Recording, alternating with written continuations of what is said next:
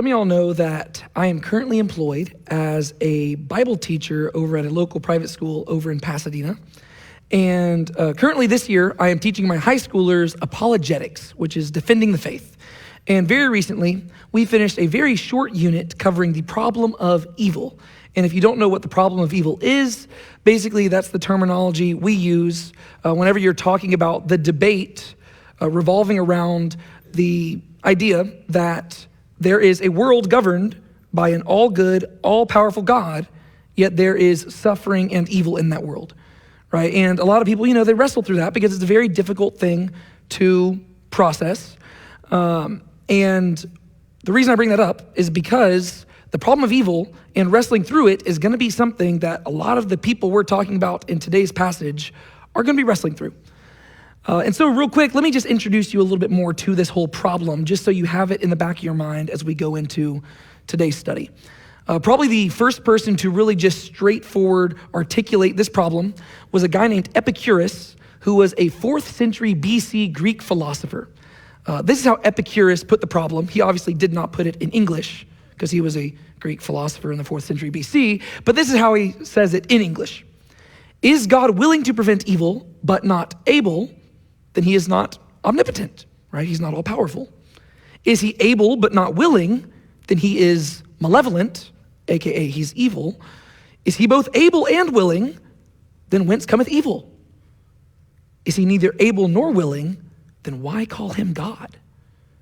Right? So that's what Epicurus thought about it, and people call that the Epicurean paradox, right? If there is a good God who is all powerful, then why would he allow evil to exist? Obviously, I do believe God has his reasons, but this is something that it's not an easy question to answer, right? To put it in simpler terms, Lex Luthor says this to Superman in the 2016 film Batman versus Superman. This was his conviction.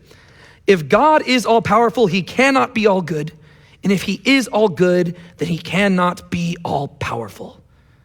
This is the conclusion that a lot of people have come to. And that's because there is this harsh reality of evil and suffering in the world. And if, as religious people, or specifically as Christians, we believe that God is all-powerful and all good, well, then we need to find a way to reconcile those things. And so I say all that just for you to have that question in the back of your mind as we go into today's study, because we're going to see it popping up here and there as we go through these verses, and then I'm going to address it more head-on at the very end, right? So I'm going to pray for us real quick, and then we are going to hop into John chapter 11. Lord, thank you for allowing us to be here today. I pray that you will open up our ears and our hearts and our minds as we go into your word. And I pray that we will not read our own perspectives into it, God, but we will understand it how you meant for it to be understood, God, and that we will take from it what you wanted to be taken from it, and that we will learn to apply it how you wanted it to be applied. I pray that we won't leave here unchanged, God, but that we will leave here better equipped to love you and love one another and live for your glory. We love you, God, and we praise you. It's in your name we pray. Amen. All right, so last week we hopped into John chapter 11, which is the fairly famous story of Jesus resurrecting Lazarus. Last week we did not complete that story, and I hate to break it to you, we're not going to complete that story tonight either, right? So by the time we get to the end of today's lesson, Lazarus is unfortunately still going to be in the grave. So we're moving through this a little bit more slowly than the actual event took place, but I think that's okay because we're going to try to get a little bit more depth out of it. And if you remember, last week's story was kind of weird because Jesus receives news that his friend Lazarus is sick, and we read that because he loved Lazarus and Lazarus' 2 sisters, Jesus chose to not go visit Lazarus, which seems kind of the opposite of what a loving person would do, especially if that loving person had the ability to heal people of sicknesses. And then we learned at the end of last week's message that Lazarus ends up dying. And it's only at this time that Jesus decides, all right, let's go down there. And throughout all of that, we also realize that Lazarus lives in the city called Bethany, which is just 2 miles away from Jerusalem. And last time Jesus was in that area, people were trying to kill him.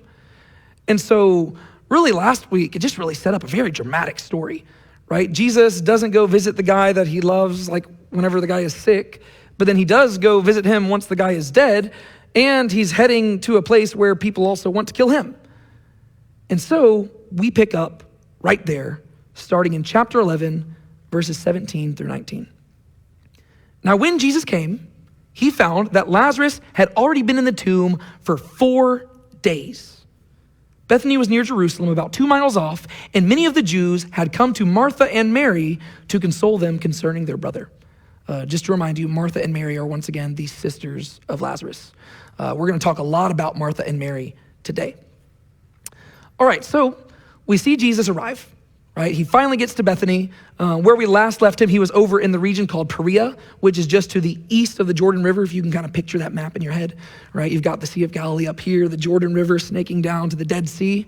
Jerusalem is over here, Perea is over here, right? Jesus just crossed the Jordan River. He's heading back to that region, and he finally arrives, and Lazarus has been in the tomb for 4 days. This is significant for a few different reasons. Because, like I already said at the beginning, this story is not going to end with Lazarus in the tomb, right? By the end of the story, Lazarus is going to be out of the tomb, and it's not just because they drug out a dead body. It's because Lazarus is going to walk out of that tomb, which is significant for a bunch of reasons, right? One of them is that, well, yes, there have been other people raised from the dead in the Bible so far, right? In the Old Testament, there's several people raised from the dead. Jesus raises a few people from the dead during his ministry. But there's never been a person who was raised from the dead after being dead for 4 days. And in addition to that, there was also a Jewish superstition revolving around people who were dead for that long. If you go to the Jewish Talmud, which is basically just a collection of Jewish writings, which was basically collected a few centuries after the time of Jesus, but reflects beliefs that they have held for a lot longer. In the Jewish Talmud, in Bereshit Rabbah 100, we read this about what Jewish people believed about dead bodies. For 3 days, the soul is hovering over its grave, believing that it will return to the body. When it sees that the radiance of the face has changed, it goes and leaves it. We don't know that all Jewish people believe this, but we do know that there were at least a few who held this superstition, right? That after the body dies, for about 3 days, the spirit hangs out for a little bit, I guess just optimistically hoping that maybe it'll come back to life. There's nothing biblical that they get this from, right? But it just seemed to be a superstition that some Jewish people and probably the people in that region held to. And they believe that after 3 days, you're dead, right? After that, spirit goes. And I was wondering why this superstition might have kind of come about. And so I decided to look into it a little bit more. And sure enough, scientifically speaking, whenever you're looking at the putrefaction process of bodies, around the 3rd and 4th day is whenever you actually see discoloration beginning to spread throughout the body. I know that's kind of gory, and people, all the FBI people tracking Google are probably like wondering why I was Googling this. But yeah, around the 3rd and 4th day is whenever you actually begin to see the discoloration start taking over the body. And so it would make sense why people, looking at a dead body would think, oh, right, yeah, the spirit's definitely gone at this point. Right? And so there's several different reasons why it's significant that Jesus shows up after 4 days, right? Because one, this is going to be a first time that somebody was resurrected after that long in the grave. And then it goes against, the superstitions that some people held, right? So that in and of itself is pretty cool. And so we read that he finds that he finds Lazarus, right? He's going to that area. He gets there on the 4th day. And then John reiterates something that he already told us last week. Bethany is very close to Jerusalem, right? John does not want us to forget that detail because he wants you to feel the weight of Jesus choosing to come here. Because whenever Jesus goes to Bethany to heal Lazarus, he's not simply performing a friendly task for a friend, right? He is signing his own death warrant, essentially, right? He is going to the place where people want to kill him, and he is giving them perfect reason to want to kill him. Right? He's causing trouble. That's what he's doing. And we read verse 19, many of the Jews had come to Martha and Mary to console them concerning their brother. Whenever John says the Jews here, he's probably specifically meaning the Jews from Jerusalem, since he just mentioned Jerusalem, right? So the main thing he's emphasizing right here is that these people who are now in Bethany consoling Mary and Martha, these are people who both know who Jesus is, and they know the animosity that has been waged against Jesus, right? And so whenever Jesus shows up, he's not showing up to people who are ignorant to who he is and what's been going on, right? Whenever people see Jesus show up on the scene, you can imagine everybody is on high alert. And they're gonna be watching very closely everything he does. Because, they know that last time he was here, people tried to stone him, right? And so you can just feel the tension building as this story progresses. And so we go on, starting in verse 20. So when Martha heard that Jesus was coming, she went and met him. But Mary remained seated in the house. Martha said to Jesus, "Lord, if you had been here, my brother would not have died. But even now I know that whatever you ask from God, God will give you." Jesus said to her, "Your brother will rise again." And Martha said to him, "I know that he will rise again in the resurrection on the last day." Jesus said to her, "I am the resurrection and the life. Whoever believes in me, though he die, yet shall he live. And everyone who lives and believes in me shall never die. Do you believe this?" She said to him, "Yes, Lord. I believe that you are the Christ, the Son of God, who is coming into the world." All right, so here we see Jesus' interaction with the first sister, right? This is how John portrays the story, right? He starts with Jesus arriving, and then Jesus interacts with Martha, and then he's going to interact with Mary, and then he's going to make his way to the tomb, right?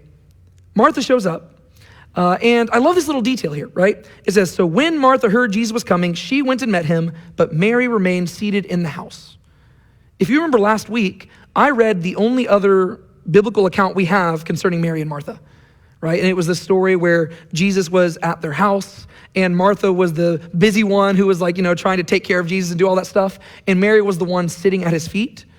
This is one of those cool places where, we have just further evidence that the Gospels are reporting historical accounts, because both Gospels reflect the same aspect of this girl's character, right? Martha is the woman of action, while Mary is the more reflective one, right? And so as soon as Martha hears that Jesus is in town, she gets up and she goes to Jesus, right? Whereas Mary, the more reflective one, the one who was sitting at Jesus' feet in the Gospel of Luke, well, she just kind of stays put, right? But Martha, she's the one of action. So she immediately just books it over to Jesus, and she speaks pretty bluntly, if you ask me, right? She walks up to him and she says, "Lord, if you had been here, my brother would not have died." But then she follows it up with this, "But even now I know that whatever you ask from God, God will give you." Now this whole interaction here is kind of weird because you're trying to read Martha's emotions behind it. And I think the main thing we see here is that she's conflicted, right? She is going through a major ordeal, and she knows that this guy who just showed up 4 days too late could have done everything to stop it, right? And so I think on one hand, she's voicing her disappointment in Jesus, which once again is pretty blunt. But then on the other hand, she's voicing her trust in him, right? So the first thing that she says is, "Lord, if you had been here, my brother would not have died." In many ways, you can tell that Martha feels like Jesus let Lazarus die.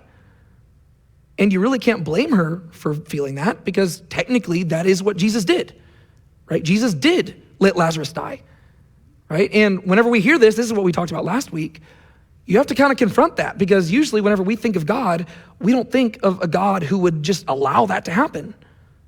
But that's what Jesus did, right? We literally saw it last week, right? Jesus hears Lazarus is sick, and Jesus chooses not to go, right? And so whenever Martha says, "If you had been here, Lazarus wouldn't have died," she is correct. Jesus could have shown up early, and he could have kept Lazarus from dying. So she's not wrong there. But then she follows up her disappointment by also voicing her trust in Jesus. She says, "But even now I know that whatever you ask from God, God will give it to you."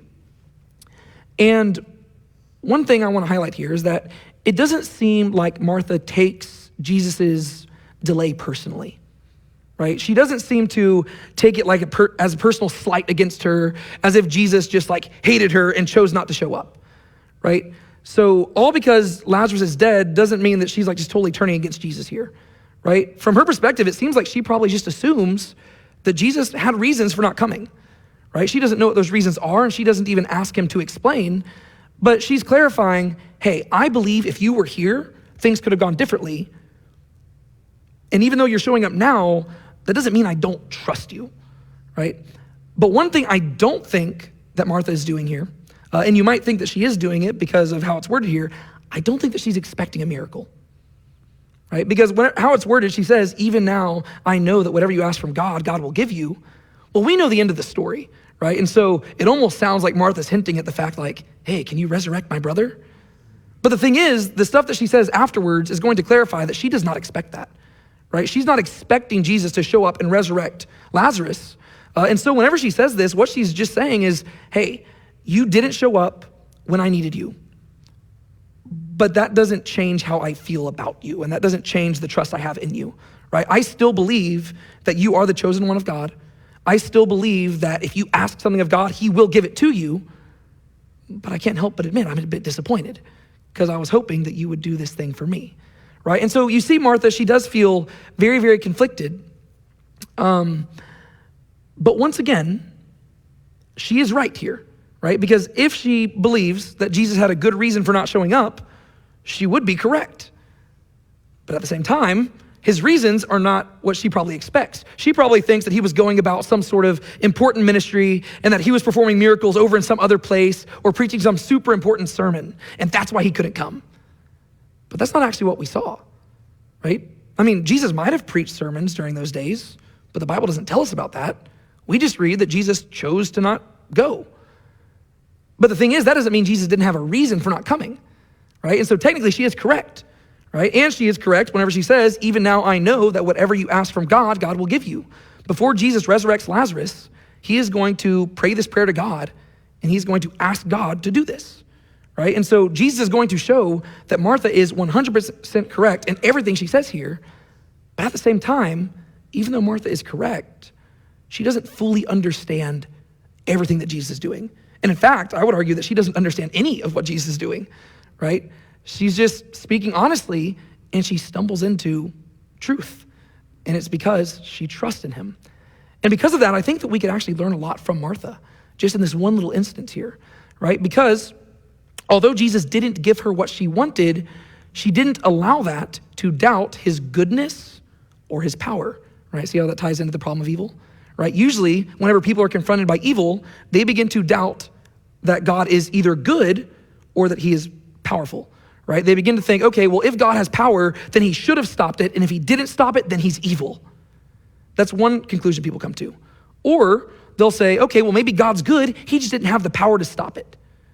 But here, Martha clarifies that she doesn't believe either of those, right? She says, well, no, if you were here, I believe you could have done it. You had the power. And she says, and I still believe that you're good. I still believe that you're the one that God has sent and he's going to give you what you ask for. So she believes that he is both all good and all powerful. She just recognizes that things didn't go how she wanted. And I think that's a big aspect of what it means to believe and to live by faith, right? It's to recognize that God is going to do what he's going to do, and we need to learn to trust him. And rather than questioning his goodness and his power, we need to rely on his goodness and power when we're confronted by those things. And that's what Martha's doing here. And so I think that we could actually learn a lot from that. And I think Martha comes across looking just really great here, right? She speaks bluntly to him, but she does it in faith, right? She doesn't say, you weren't there for me. I can't believe you. What do you think you're doing? She doesn't like lecture Jesus. She just speaks honestly. She's like, I thought you would be here and you weren't, but I still trust you, right? And so I think that's actually pretty cool. And then Jesus responds to her and he says, your brother will rise again. And this is where Martha gets the opportunity to be like every single other person in the Gospel of John, because she also misinterprets Jesus' words, right? We talked about this last week. There's not a single interaction that comes to my mind in the Gospel of John where somebody accurately understands what Jesus is saying from the very beginning. Almost every time Jesus speaks, people are left scratching their heads because they don't get it. Or they think they get it, but they totally miss the point. And that's what Martha's doing here, right? Jesus says, your brother will rise again. And she responds, I know that he'll rise again in the resurrection on the last day, right? So basically what she thinks Jesus is doing here is not promising a miracle, which is what he is doing. She basically views him as a pastor offering condolences, after the death of a loved one. It's kind of like, whenever, you're getting ready for the funeral and the pastor says, don't worry, you'll be with them again. Right? You'll see them again. Their body is dead, but they're not dead, right? That's how she feels, right? She just thinks that her friend, the Rabbi Jesus, has shown up to offer condolences, right? There's all these other people who are mourning with them, and she just kind of lumps Jesus with them, assuming that that's what he means, Yeah, your brother will rise again. And she says, well, I know. This is one of those places where, people start like quoting Bible verses and she's like, yes, I know the Bible verses are true, but it's not really helping me right now. But this is where Jesus gets to clarify something, because he says, whoa, no, don't misunderstand me. I'm not talking about the last day, right? Verse 25 and 26, he says, I am the resurrection and the life. Whoever believes in me, though he die, yet shall he live. And everyone who lives and believes in me shall never die. Do you believe this? What's interesting about this is that Jesus still doesn't outright say, I'm going to raise your brother. But that's what he's hinting at, and she's still not gonna fully get it. But that's what he's saying, right? Because ultimately, what Martha was doing is she was hearing him speaking of resurrection, and she was thinking of the ultimate end times resurrection where we all received new glorified bodies and we get to dwell with God forever, right? So she was taking his words and making them a distant, hazy promise for the future. And what Jesus is saying right here is that he's not speaking of simply the future resurrection, even though that is a big aspect of faith in him. He says, no. He, in the present, standing before her, is the resurrection. He says, I am the resurrection and the life. And this is one thing that John has done throughout his whole gospel. He loves giving Jesus these I am statements, right? Where Jesus says, I am, fill in the blank. And every time Jesus drops one of these, he's claiming to be God, right? And if you just simply reflect on the implications of what he is saying, like the theology of it leads to this man before you claiming to be God in the flesh, right? Back in John chapter 6, he said, I am the bread of life, right? In John chapter 8, he said, I am the light of the world. In John chapter 10, he said, I am the door of the sheep. Later on, just a few verses later, he says, I am the good shepherd. And now here we get his fifth I am statement, and he says, I am the resurrection and the life. And what Jesus is clarifying to Martha here is that her picture of him was a little too small. He says not only that Lazarus will join them in the future resurrection, but as he stands before her and looks into her eyes, he says that he himself is the source of all life, right? He says, that's what I'm talking about. I am the resurrection and the life. Resurrection does not have to be some hazy and distant future. It can be right here and right now as long as Jesus gives the word. He says, no, like if I wanted to, I could walk over there and I could tell Lazarus to get up and he would do it because I am the resurrection and the life. And she's still gonna kind of miss the point, and so he's gonna have to prove it to her by just going and doing it, right? And so that's what he is clarifying here. One thing that is important is that I want you to notice that Jesus does not say his followers will not die. He doesn't say that. He simply says that for his followers, death is not the end. He says, whoever believes in me, though he die, yet shall he live, right? So even though he dies, there is going to be that eternal life that comes afterwards. And everyone who lives and believes in me shall never die, right? And so those kind of sound almost like a paradox, because the first part says, yeah, they're gonna die, but then they're gonna live. And then the second part says, because they live, they never die. And so you gotta sit there and you gotta like kind of piece it all together. But Jesus is saying, well, yes, death is coming, but for those who believe in me, life comes at my bidding. I can say, get up and walk, and you will get up and walk. He says, this is simply who I am. And this once again reinforces that Jesus is more than simply a man, because notice what he says, whoever believes in me. Jesus says that the key to enjoying this eternal life is belief not merely in the Father. He says, if you believe in me, if he's anyone but God, from a Jewish perspective and really just from a general perspective, this is utter blasphemy, right? If I said these words sitting up here, y'all would have every reason to kick me out of this church, right? Because I do not have that level of authority. I am simply a man. And you would have every reason to think that I'm the most arrogant person on the face of the planet. The only way that you're not the most arrogant person on the face of the planet is if these words are true. And that's what Jesus says, right?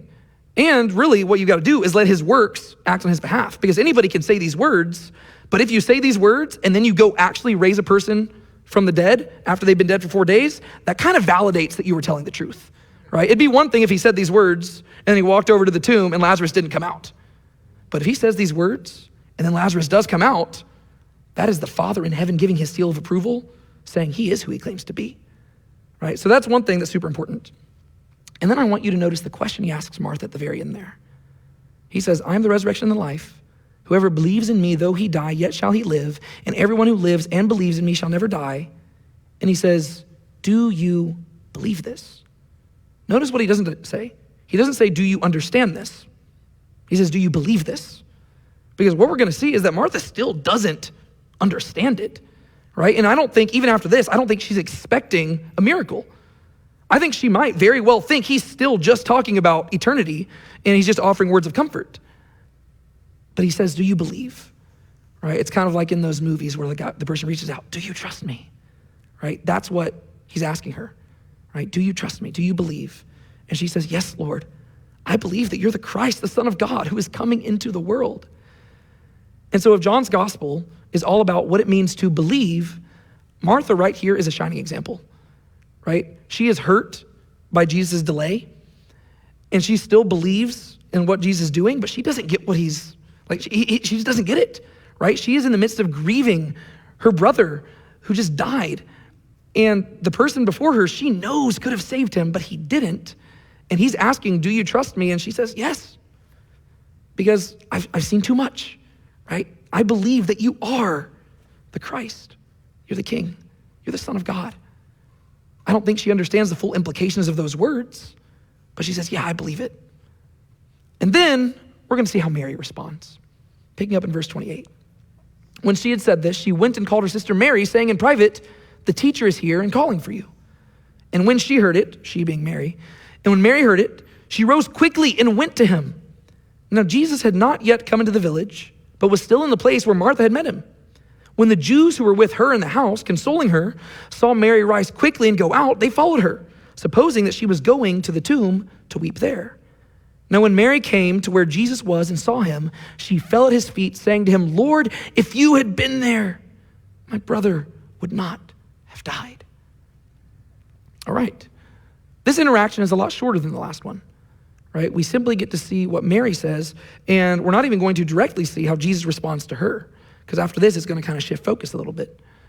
But what happens is it says that after Martha affirms her belief, she goes and gets Mary and says in private, the teacher is here and is calling for you. Most likely she is not lying. Most likely this is an interaction that happened in between the text, right? Jesus probably said, hey, go get Mary. And then Martha gets up, she goes and gets Mary and says, hey, Jesus is calling for you. And then once again, Mary, consistent with what we see in the Gospel of Luke, whenever Jesus calls, she follows, right? She was the one sitting at Jesus' feet. If Jesus wants to see her, then she will get up and she will go see him, but she's not going to come uninterrupted. That's more of a Martha thing, right? Uninvited. All right, so she gets up, she rises quickly, she goes to him, and we read what I think is a very interesting detail. Now, Jesus had not yet come into the village, but was still in the place where Martha had met him. So here Jesus is, and he sends Martha all the way back into the village to get Mary, who he wants to speak to, and you would normally think that at this point, Jesus would make it a little bit easier on them and begin to walk a little closer so that Mary didn't have to run as far, but apparently Jesus was just chilling out. And Mary has to come the whole way back to him. And I think what we're ultimately supposed to see here is that Jesus is not in a rush. Right? For us, 4 days seems like a long time, right? And I imagine to Mary and Martha, it felt like even longer. But Jesus isn't in a rush, right? Lazarus, he could be in that grave for a month, 2 months, 3 years, 2,000 years, and Jesus can still resurrect him, right? So Jesus, he's not in a rush to get to the tomb because there's certain key interactions he wants to have and things he wants to communicate before he raises Lazarus. And he wants to speak with these sisters, and he wants to interact with them and figure out where they're at before he actually performs this miracle, right? And so he's just in the same place. And so she comes there, and we see that the Jewish people who were in the house consoling her, well, they see Mary get up, and they assume, because of how she gets up and she's very emotional and stuff, they assume that she is just going to the tomb to grieve. And so they get up and they follow her, right?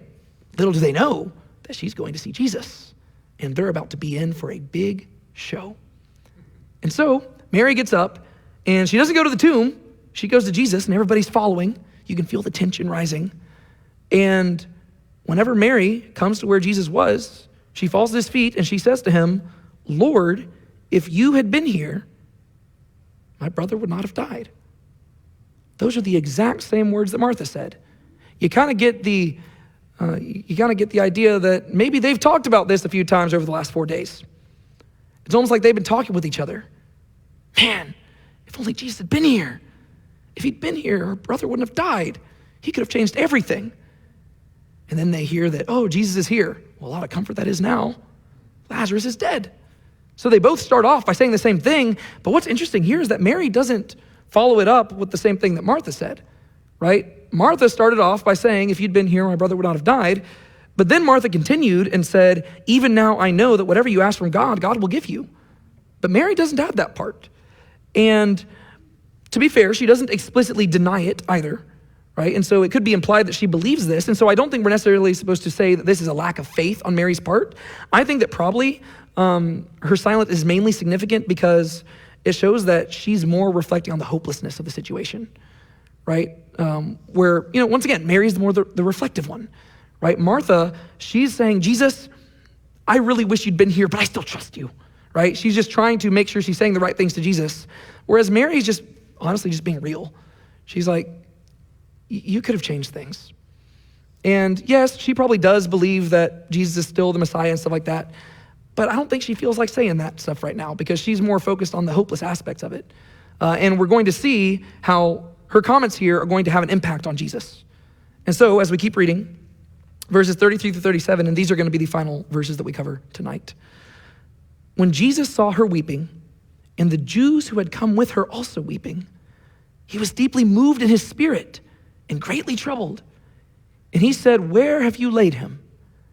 They said to him, Lord, come and see. Jesus wept. So the Jews said, see how he loved him. But some of them said, could not he who opened the eyes of the blind man also have kept this man from dying? All right, so finally we are making our way to the tomb. So I love these interactions here, right? Martha, she comes up to Jesus and they basically have a debate about theology. But then whenever Mary shows up, she just kind of voices her distraught over Jesus not showing up. And you get to see the impact that this has on Jesus, right? When Jesus saw her weeping and the Jews who had come with her also weeping, he was deeply moved in his spirit and greatly troubled. So we read that Jesus was moved and he was troubled. And to me, the question becomes, why? Why is it that Jesus was moved? Why is it that he was troubled? And it specifically tells us that it was because of what he saw in Mary, and it was because of what he saw in the crowd.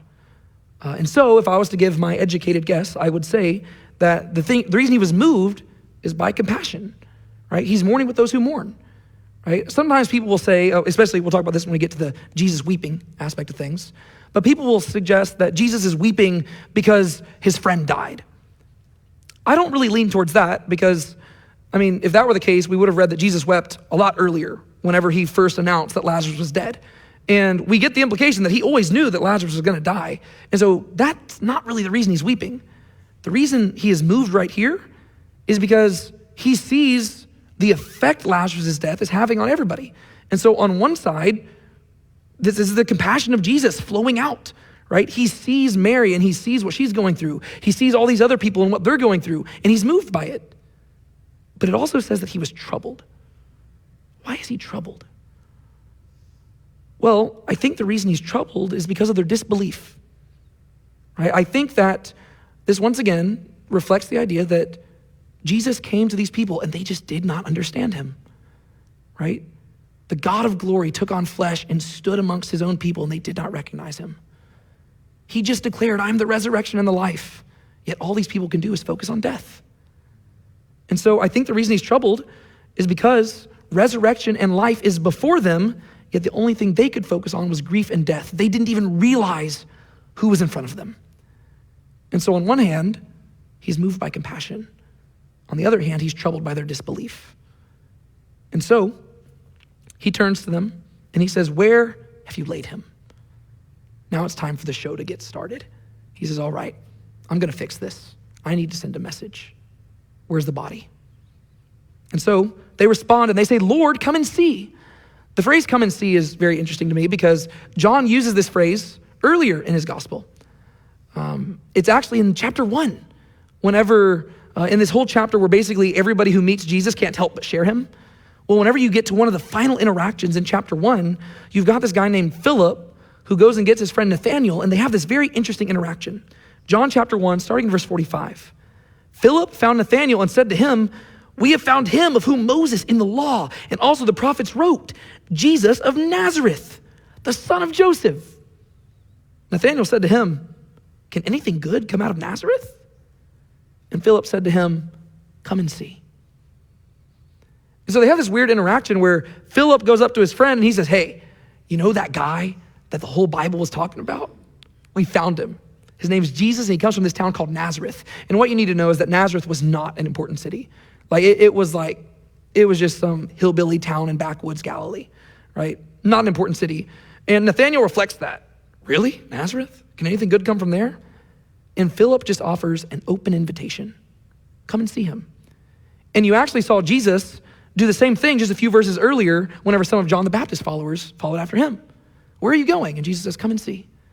Right? And so throughout the Gospel of John, those words, come and see, are this invitation to basically explore and just let Jesus testify about himself, right? You just follow along and just watch. There's about to be a show. And unintentionally, the people invite Jesus to his own show. Jesus says, where's Lazarus at? And they say, come and see. And you can just imagine Jesus popping his knuckles. He's like, all right, let's do this. So they go there, but before Jesus pops his knuckles and before he gets to work, we read the shortest verse in the English Bible. Jesus wept. And the word in Greek, the word that is used for weeping here is different than the word that we read for weeping when it came to all the Jewish people mourning and stuff like that, right? And the words actually do have a little bit of a significance because whenever you look at the Jewish people and Mary and Martha weeping, that's more like uncontrollable grief. Like they are sobbing, right? They are just overwhelmed by what's been going on here. Whereas the weeping that Jesus goes about is more of a silent weeping, right? So this isn't uncontrollable. It's just somebody who's deeply moved, right? Which once again goes to the question of why did Jesus weep? And I don't think he's weeping for the same reason all of them are weeping, right? He's not simply weeping because Lazarus is dead, because that did not come as a surprise to him. I mean, is he sad that Lazarus had to go through this? Probably. I imagine Jesus and Lazarus had to have a very difficult conversation afterwards. Lazarus was probably like, dude, what was that for, right? I imagine Jesus and Lazarus had to have some interesting conversations, right? And I'm not suggesting that Jesus wasn't affected by having to allow this to happen. But I think the reason why Jesus is once again weeping is because of his compassion and because of their disbelief and because just by and large, he's grieved by the sting of sin and death in this current world, right? Jesus knows better than all of us that this world is not how it was meant to be. And so he sees what they're going through, and you know that he can't help but, he was there in the Garden of Eden, right? He knows what it's gonna be like in eternity, and he sees this moment right here, and he can't help but weep, because this is a perfect picture of our broken world, right? People who have to deal with death, people who don't understand who he is, right? Some of the Jewish people probably just outright reject him. And so I think he weeps because this is just like this one moment right here is a perfect picture of the broken world we live in. And what's interesting is that it seems like his audience also doesn't understand why he's weeping, right? They have the same question that we do, right? Because whenever you look at it, you read that the Jews said, see how he loved him. But some of them said, could not he who opened the eyes of the blind man also have kept this man from dying? And so these people look at Jesus weeping and they have different reactions. The first group, they respond with pity, right? Oh, see how he loved him, right? These are the people who think that Jesus is good, but not powerful. Oh, he loved Lazarus so much. Too bad he couldn't do anything about it, right? That's how these people respond. Well, the second group of people, they're more skeptical, right? They're not responding in pity, they're responding in skepticism. Could not he who opened the eyes of the blind man also have kept this man from dying?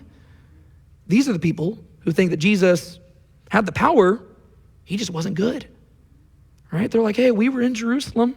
We know he could heal a blind man. He could have easily healed Lazarus. He just chose not to. And so everybody's looking at Jesus weeping here, and they're all just trying to figure it out. Is he weeping because he loved Lazarus but couldn't do anything about it? Is he weeping because all these people are just making all these unnecessary demands of him and he's just overwhelmed by all of it? Why is he weeping?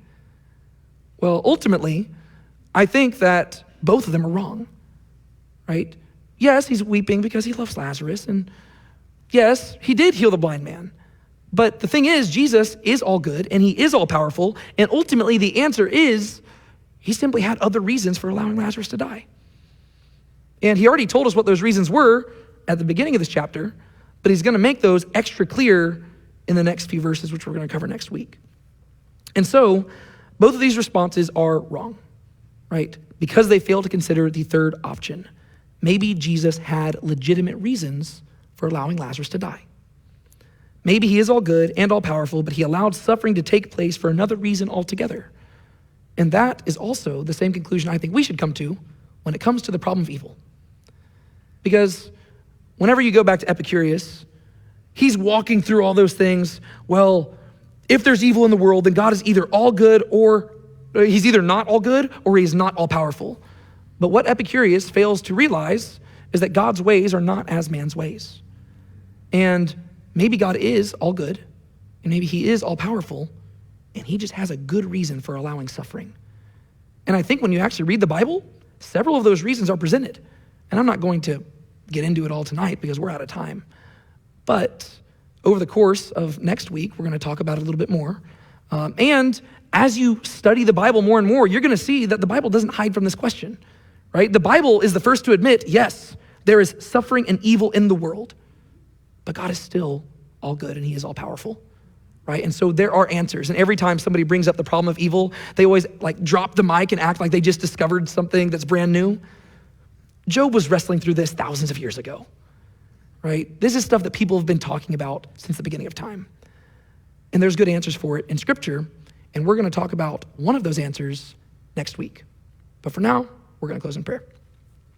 Lord, thank you so much for allowing us to be here.